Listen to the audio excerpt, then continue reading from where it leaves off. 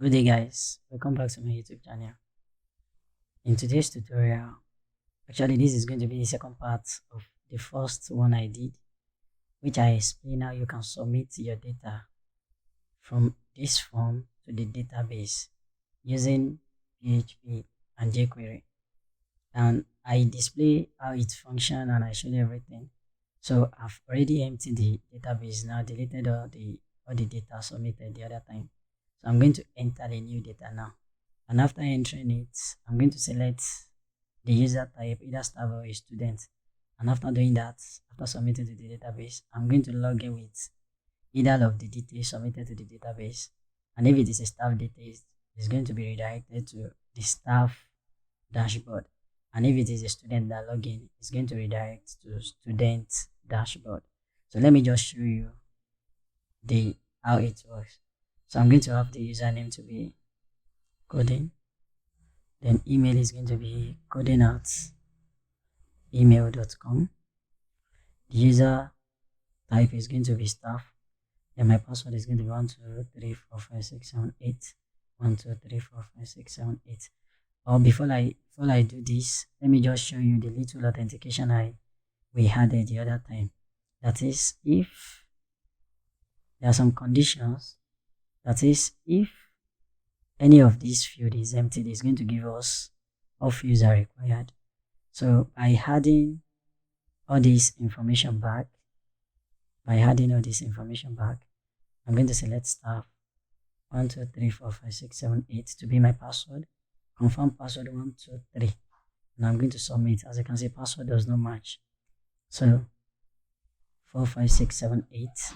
Then I'm going to resubmit, and once I submit this form, it's going to take me back to the login form so that I can log in. So I'm submitting these now. As you can see, these are created successfully and have been redirected to the login.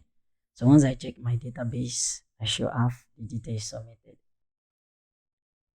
I'm going to create another log, another account, another user actually. So I'm having Liberty, then liberty@email.com. Then it's going to be students 1234567 1234567. So I'm going to create this account too. So if I should refresh this as well, as you can see now, I'm having two data submitted to the database now. So I have one for staff, one for students.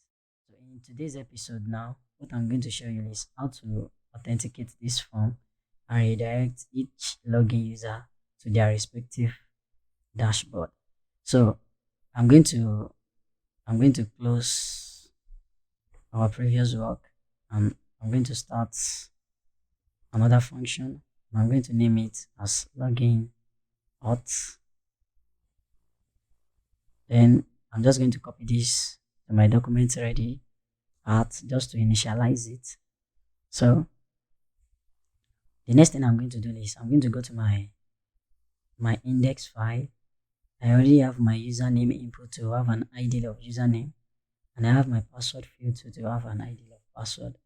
So my login button, I have an ID of login btn, as you can see here, and I have the type to be button. So I'm going to have my documents dot on click,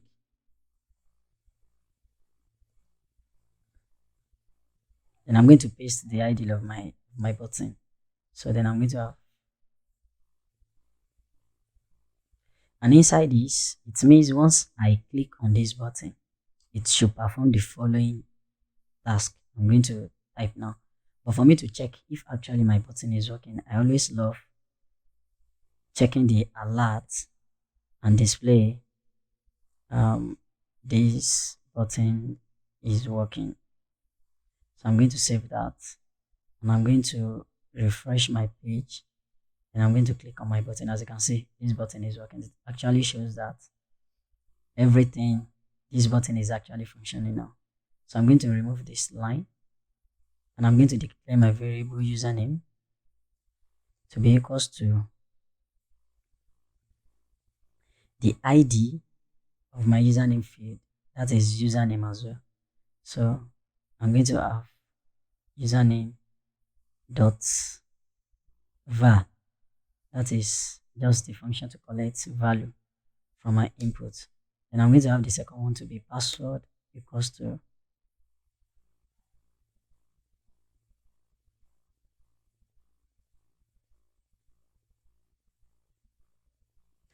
now for me to just check if actually what I enter into this form is still working as well. I would like to just alert it, or you can, instead of using alert, you can actually use your console log. So you can use your console.log. Then now what am I going to log? I want to log my username and my password. So I want to log that too. So let's check in our browser. I'm going to inspect and I'm going to refresh my page. So to my console log, I'm going to enter coding and I'm going to enter 1, 2, 3, 4, 5, 6, 7, 8. Once I click on login, okay, I'm still having this button is working. I should save this. Yeah, so let me refresh. I have coding 1, 2, 3, 4, 5, 6, 7, 8. Then I click on login. As you can see, what I enter into my form, I'm getting it in my console log now. So which means everything is working perfectly to this level. So what else do I need to do now? I'm going to have my Ajax now. Then I'm going to have my URL to be login auth.php. Then what method am I using? I'm using post method. Then which data am I sending? Am I sending data? I'm only sending my username to be username. Then password to be password. So then I'm having my success callback function, which is going to return my data. Then in here, I'm going to display the necessary thing that I need to, or the necessary function that I need to occur. So one thing I'm going to do next is, like I said in my previous video, I always love having the same function name in my jQuery file with the same thing in my function file. So let me just try to close this up, and I'm going to paste this as well. So in this function now, that is where all my authentication and everything will be done. So I'm going to show you how you can actually collect the data being sent from your jQuery file into this function file and check your database if actually all these things truly exist in your database. So the first thing I'm going to do is I'm going to have my global connection, that is the variable name that I use to connect my database. I explained this in my first video, so I'm going to have that. Then before this global connection, I'm going to set my session. My session is going to start here. So then after that, I'm going to call my global connection. Then after this, I'm going to have my variable username to be equals to my post user name. Then I'm going to make a duplicate. I'm going to change this to password. So since I have these two things done, and let me just explain this post. It means what I'm getting from here. Let's say, for instance, I don't think I need this login again. So let's say, for instance, oops, I'm still going to need the login. So, but let's just continue first. If this username you have here, let's say peradventure, what you have here is user input here. This first one, it means you are assigning the value from your username here to this here. So this one must be the same thing with what you have here. This must be the same thing with this. But this can change, and this one as well, this user input must be the same thing with what you have here. So since I'm having user input here, then definitely I must have user input instead of username here. So I can just put user input here instead. I'm not going to do it that way. I always love it to be uniform like that. Just username, password. So once you collect your username and password, then what next do we have to do next? Then the next thing you will need to do is just to check your database if what this user pass is actually exist in your database. And how are we going to do that? I'm going to do an SQL to be equals to select everything from user table. That is, from my database, this user table, I'm selecting everything from it where username is equal to I'm going to have a single quote there, is equal to username here. So once I select, I'm going to select everything from user where username is equals to this. So the next thing that will happen is I'm going to have what is it called? I'm going to have my query. I'm going to have my query to be equals to my SQLi query to be my global connection and my select, which is SQL. I'm going to have my row to be equals to my SQLi fetch associate, then which associate? The query. That is going to get everything from this query. That is everything selected from this user is going to assign it there. Now, I'm not going to do something now. I'm going to check if actually this person exists in the database. Now, the first thing I'm going to do is I'm going to check if this person or if actually have, maybe I actually have that username in my what is it called, in my database. So I'm going to have an if statement, then if query, if my query number rows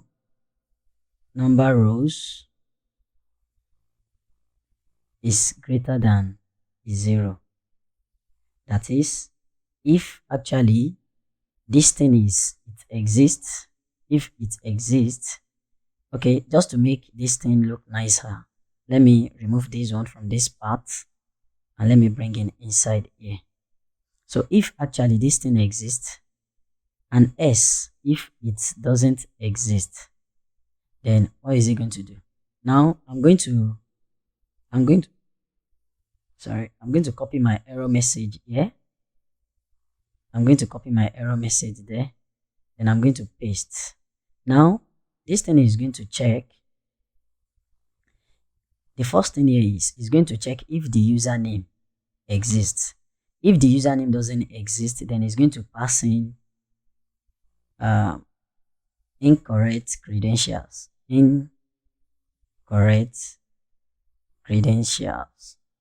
So that is, it's not ideal for you to let the user know if it is the username that is wrong or the password. So the better way is just to pass incorrect credentials or wrong information field. Now I'm going to save this and I'm going to go back to my JQuery file, and I'm going to have my data to be equals to pass JSON data. Since I'm converting, I'm going to be collecting a JSON file from my function, then definitely I will need to just pass it to convert it to an HTML. So if my data status is equal to error, like I did in the first part, if this is equal to error, the reason why I said I'm still going to open this is I'm going to an ID for my error message. So I'm going to have login error MSG. So that one to create an ID, I'm going to copy it and save. And once I do that, I'm going to close this. So here I'm going to have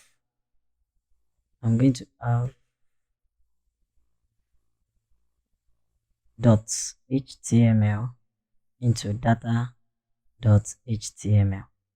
By doing this, it means you want to display your error message out. But if the username actually exists, then what is it going to do? It's going to alert me with a text successful. So I want to get that. But before I do that, I'm going to create this file path, and I'm going to create it directly here. So I'm going to create a new file. I'm going to paste that, and I can actually make a copy of this one, the one I did in the first part. I'm going to close it and paste it here. But the function I'm doing here is actually different from the sign up function. I'm dealing with login auth now. So I'm going to make a copy of that login auth there and just paste it here. And I'm going to save my work. I'm going to close this. Now let me go back to my login form. Now I'm going to enter a wrong username now that doesn't exist here. The only two username I have is coding and liberty. I'm going to enter maybe love. Let me just try that. You can say incorrect credential. Now, what if I enter the correct username from my database? Let's say I put coding now. I put coding. What is it going to happen? It's supposed to alert me. Oh, the reason why it's going to alert is I'm not displaying anything out here. So if peradventure I just pass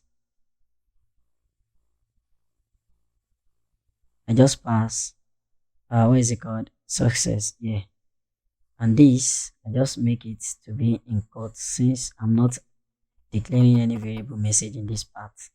So if I should just refresh and just add my coding again and I click, you can see success, because coding is part of the username I have in my database. So but we are not yet done with what we, this is just the beginning of it. Now once I check if the username exists, I've actually authenticated like this. That is checking if it actually exists in my database, if the username actually exists in my database. Now the next thing I'm going to do next is I'm going to confirm if my password is correct with what I have in my database. Now if password verify, then I'm going to pass my variable password coming from the form. Then I'm going to check it with what I have in my database, that is this row. Which part of the database I want to check it with? The row password in my database. So then I'm going to have this. Now let me show you what I actually did here.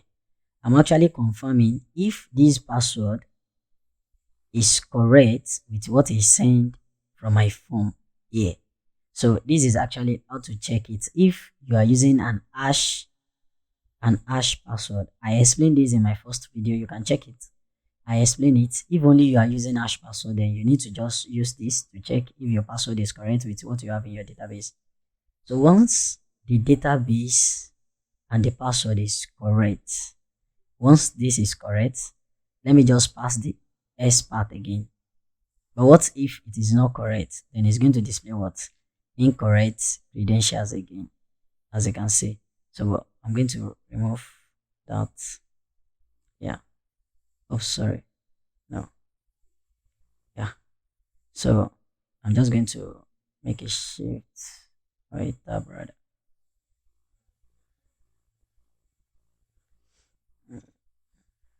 Yeah, just to make my work neat. So if the password is correct, it should run the program in between here. But if it is not correct, it should display this out, that is incorrect credentials. Now I'm going to do the same thing I did the other time. I'm going to make a copy of this. I'm going to pass it here. And I'm going to change this to success. And since I'm not declaring any message here, I'm going to convert it to just string. Then I'm going to check again. Now, I'm going to refresh. Like we all know, the only password I have is 1234567 for both accounts. Now I'm going to have coding. Then my password 123. What am I going to get? Incorrect credentials. So what if I enter the correct password? I should see an alert of successful, as you can see. So it means this and this is actually matched in my database. So the next thing I'm going to do now is, since I've authenticated my user, then the next thing is I'm going to determine if the user is a staff or a student. So how am I going to get that one? So one thing I'm going to check is if my row user type is equal to staff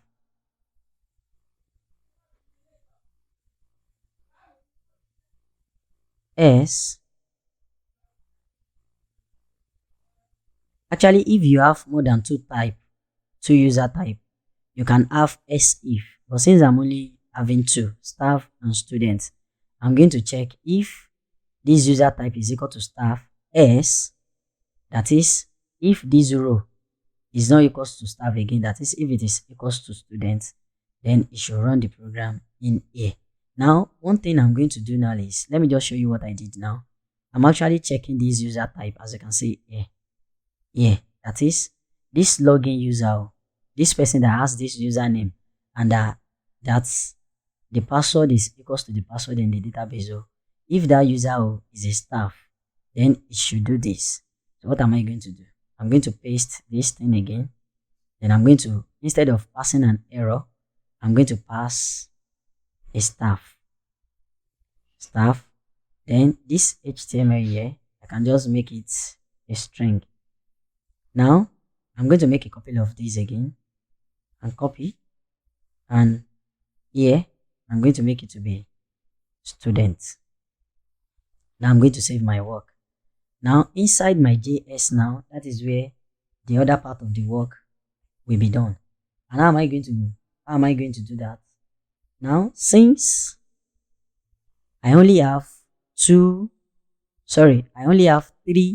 status to be sent to my JQuery file. The first status is the staff. The second status is the student, while other status are just error. So how am I going to go about that one? Then instead of having just if here, instead of having just s, I'm going to have s if my data.status is equal to what?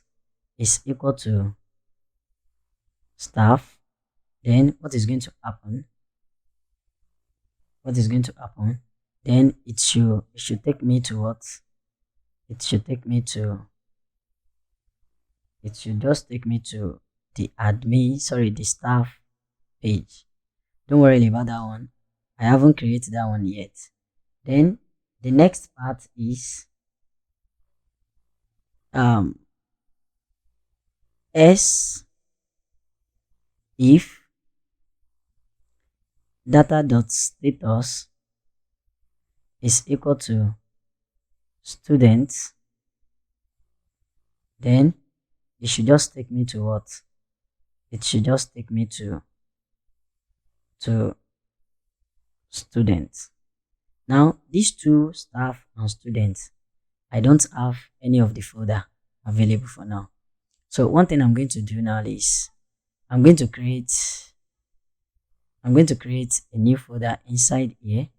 I'm going to have it to be staff, and inside this staff I'm going to have my index dot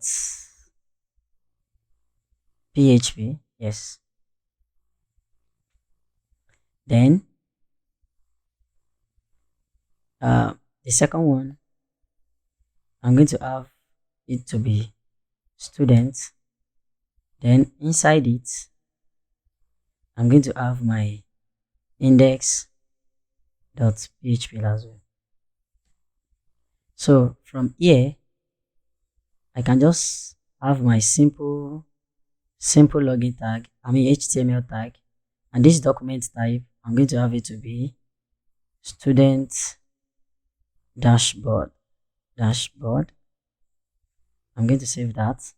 Then this one as well, I'm creating just the basic snippets of HTML.